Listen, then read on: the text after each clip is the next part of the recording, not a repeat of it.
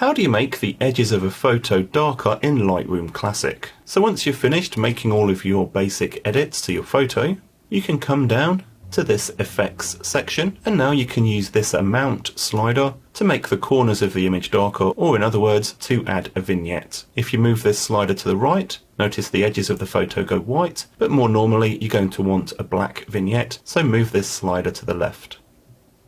You can see now the edges of the photo are getting darker. You can change the midpoint, the roundness from circular to more rectangular, and also the feather to change how subtle the transition from black to photo is. You can also use the highlight slider here to change how the vignette appears on highlight areas. So as I'm moving this, look at the top left and top right of this photo. Notice this slider is only affecting these highlight areas and not the bottom left and right, which are more shadow areas. As a quick tip, when you're adding vignettes, it's useful to come over to the left here and expand this out so you can see this navigator. As I change the amount of vignette now, look in the top left corner of the screen here, it gives you a much better idea of how severe the vignette is.